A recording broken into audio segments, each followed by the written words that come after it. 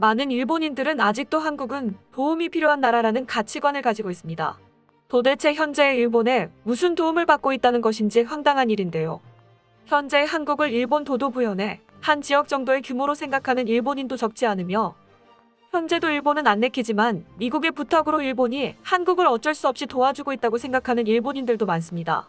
이 때문에 일본이 도와주지 않으면 한국은 일본이 시키는 대로 할 수밖에 없다는 생각을 밑바탕으로 깔고 한국을 향한 외교를 펼치고 있는데요.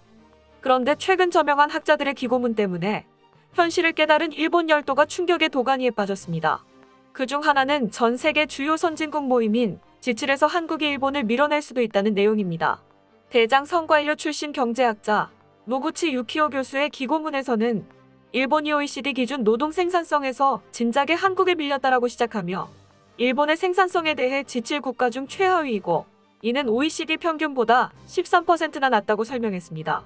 이어 일본이 G7에서 쫓겨나고 G7 진입을 열망하는 한국이 그 자리에 대신 들어가도 불평할 수 없다고 일본이 나락으로 떨어졌다는 사실에 못을 박았습니다. 앞서 한국이 영국의 G7 정상회의에 공식 초대를 받아 주요 정상들의 손가락이 동시에 한국 정상을 향하는 사진이 화제가 되며, 그만큼 공식 석상에서의 한국의 위상을 알린 반면 스가는 존재감이 거의 없다시피 하여 일본 국민들의 손가락질만 받았던 적이 있죠. 그래서 더욱 이 기고문은 굉장한 화제거리가 되며 일본인들의 폭발적인 반응이 이어졌습니다. 세계 3위 경제대국 일본의 G7 내 위상은 오히려 높아지고 있다.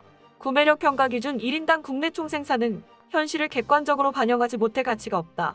G7은 경제력뿐 아니라 세계 기여도가 필요해서 한국은 무리다. 대체로 현실을 부정하는 반응이었는데요. 노구치 교수는 IMF의 PPP 지표에서 또한 한국의 1인당 GDP가 일본을 추월한 지 오래이고, IMF의 예측치를 보면 내년 일본의 실질 GDP 전망치는 2019년 수치와 거의 차이가 없을 것으로 분석한 상황입니다. 사실 G7은 과거 러시아까지 포함해 G8 체제였다는 점에서 꼭 7개국이어야만 한다는 법은 없습니다.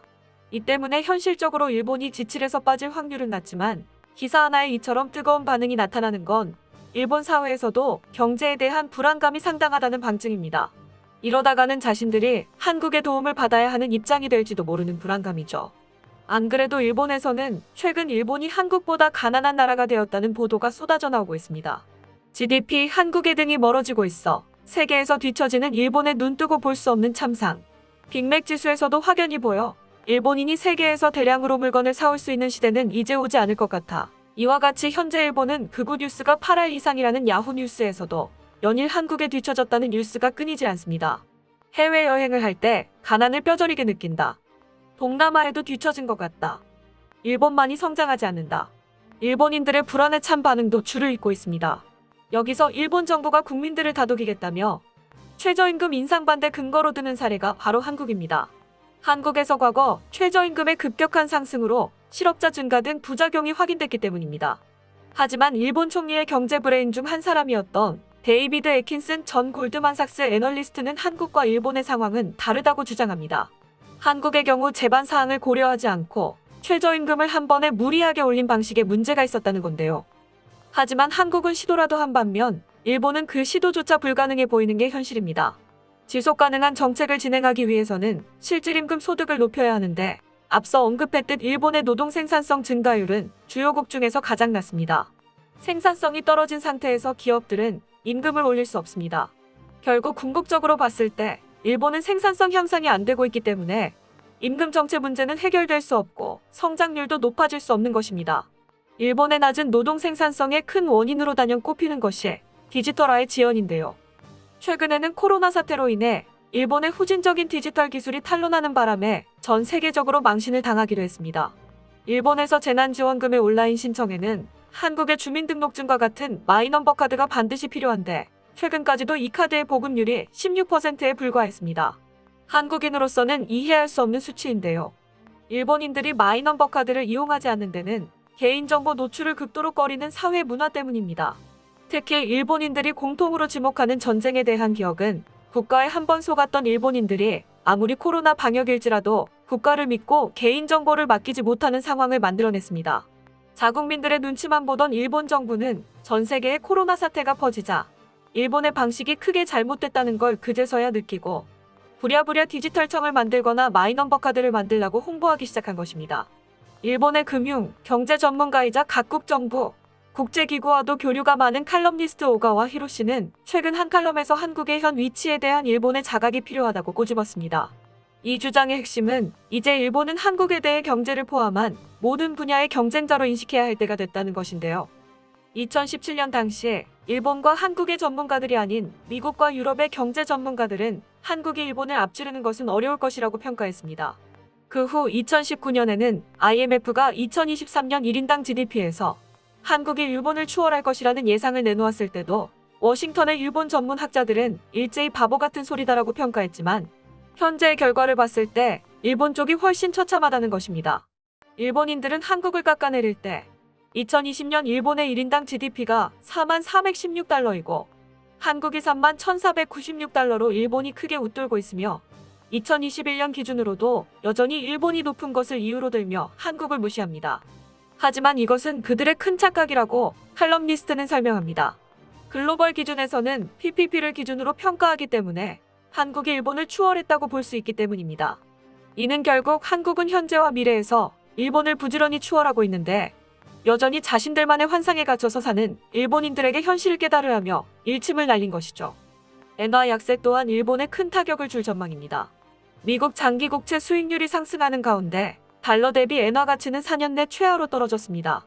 저명한 투자자들은 엔화 하락이 도를 넘었다며 경악하고 있습니다. 한 투자자는 최근 트레이더들이 에너지 가격 급등으로 이익을 찾고 있는 과정에서 패닉 매도를 하고 있다라고 말할 정도였습니다. 일본의 현대비즈니스는 일본이 가난한 진짜 이유로 원유 가격 상승, 물가 상승과 엔화 약세, 양적 완화책, 즉 중앙은행이 돈을 찍어내서 시중의 돈의 유통량을 확대하는 것을 꼽았는데요. 일본이 드디어 가난한 나라가 되었다. 이 나라가 가난한 진짜 이유라는 기사에서 특히 일본이 선진국 중에서 가장 인플레이션에 취약한 경제 구조이며 일본 경제의 악영향을 우려한 투자자들이 적극적으로 엔화를 팔고 있을 가능성이 있다며 일본이 사실상 길바닥에 나앉을 상황이기 때문에 대책 마련이 시급하다고 전망했습니다. 또한 임금은 30년째 그대로인데 모든 분야에서 물가가 폭등하고 있기 때문에 경제가 활발하게 돌아갈 수가 없는 겁니다. 하지만 일본 정부는 선거에만 열중하는 상황이고 정부에게 아무 말 못하는 일본인들은 답답한 마음에 그 답답함을 한국에 풀고 있는 형국인데요. 최근 한국형 발사체 누리호가 궤도 안착에는 실패했지만 1.5톤 위성 모사체를 700km 상공으로 쏘아 올리는 데 성공하자 주요 외신들은 칭찬을 아끼지 않았습니다. 블룸버그 통신은 한국은 최근 군사미사일 역량은 물론 민간 우주 업체들의 역량에서도 진전을 이뤘다고 평가했으며 또 한국이 로켓 발사에 심혈을 기울이는 것을 두고 한국은 북한이 대륙간 탄도미사일, ICBM, 잠수함 발사 탄도미사일, SLBM 등 미사일을 증강하는 가운데 더 많은 시선을 우주로 돌리는 기회로 삼고 있다고 분석했습니다. 특히 BBC는 한국 누리호 발사에 대해 더미 위성이라고는 했지만 궁극적으로 ICBM 발사에 성공한 셈이라고 평가했는데요. 그도 그럴 것이 보통 발사체 투입 인력은 한 대당 일본이 3,000명, 미국과 러시아가 2만 명인 것에 비해 누리호의 투입 인력은 한국연구원과 과학자는 고작 800명이었으며 로켓의 첫 발사 성공률은 30% 미만임에도 불구하고 모두의 노력으로 이루어낸 기적인데요. 일본인들은 부분적으로 성공한 이번 누리호 비행 시험에 대해 목적을 완수하지 못했기 때문에 실패한 것이다라며 트집을 잡아 엄청나게 폄하하고 있는 상황입니다. 하지만 누리호 발사가 성공한다는 것은 곧 한국의 미사일 전력의 퀄리티까지 보여주는 것을 그들은 모르고 있는데요. 여기에 한국은 세계 최대치에서 8톤 탄두를 탑재한 고위력 탄도미사일을 개발 중에 있습니다. 핵탄두 개발이 불가능한 한국에서 사실상 핵무기급 위력의 미사일이 개발되고 있는 것이죠. 만약 누리호에 이러한 탄두를 탑재한다면 그 후에 일어나는 일은 일본이 상상도 할 수 없을 만큼 굉장할 것으로 전망됩니다. 한국이 핵탄두가 아닌 재래식 탄두 중 세계 최대 수준인 괴물탄두, 탄도미사일 개발에 박차를 가하고 있다는 사실은 진작 공개되었는데요. 최근 군이 6톤에 달하는 재래식 탄두를 장착한 고위력 탄도미사일을 시험 발사한 적도 있기 때문에 괴물탄두를 실은 괴물미사일 개발도 사실상 성공 단계인 것으로 분석되고 있습니다. 이처럼 한국은 조용히 누구보다 강하게 힘을 키우고 있었고 일본은 지금처럼 한다면 현재 경제가 한국에 추월당한 것과 같이 군사력에서도 한국에 추월당하는 상황에 직면할 수 있는 것을 깨달아야 할 것으로 보입니다. 끝까지 시청해주셔서 감사합니다. 도움이 되셨다면 좋아요를, 다른 이야기도 궁금하시면 구독을 눌러주세요.